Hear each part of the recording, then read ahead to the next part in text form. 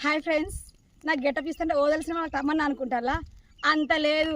అగో ఎండిపోయిన గడ్డి తలగబెడుతున్నాం. ఎందుకోసం మళ్ళీ ఆ వానకాలం స్టార్ట్ అవుతుంది కదా, అందుకే పొలం సాఫ్ చేసుకుంటాను. అట్లా తలగబెడతాను. తలగబెడుతుంటే ఈ గెటప్కి ఇట్లయితే మంచిగా ఉంటుంది అని చెప్పేసి ఈ పని చేసిన. ఎట్లుంది ఫ్రెండ్స్ నా గెటప్? మంచిగా ఉన్నదా?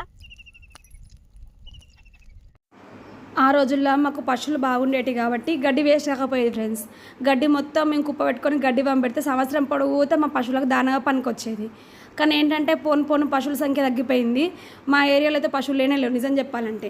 దానివల్ల గడ్డి అంతా వేస్ట్ అయిపోతుంది ఫ్రెండ్స్. మేము కూడా చాలామందికి చెప్పిన, ఎవరైనా ఉంటే వట్టే కట్టించుకొని ఓన్లీ గడ్డి అంటే కూడా ఎవరు ఇంట్రెస్ట్ చూపించలేదు. సో తప్పనిసరి పరిస్థితుల్లో మొత్తం పొలంలో ఉన్న గడ్డి తగలబెట్టాల్సి వస్తుంది ఫ్రెండ్స్. నిజం చెప్పాలంటే ఇలా తగలబెట్టడం వల్ల ఏంటంటే సైంటిఫికల్గా పర్యావరణానికి నష్టం కలుగుతుందని చెప్తున్నారు. ఓకే, మేము ఒప్పుకుంటాం. కానీ ఒకవేళ ఇది తగలబెట్టామనుకోండి, టెక్నికల్గా భూమికి ప్రాబ్లం వస్తుందండి. ఎందుకోసం అంటే దున్నడం సరిగా పడదు, తద్వారా పొలాలను నాటు వేయడం సరిగా ఉండదు. దానివల్ల ఏంటంటే మాకు దిగుబడి కూడా తక్కువ వస్తుంది. కాబట్టి తప్పనిసరి పరిస్థితుల్లో రైతులు పంట పొలాలు ఉన్నటువంటి ఎండుగడ్డిని తగలబెట్టాల్సి వస్తుంది ఫ్రెండ్స్.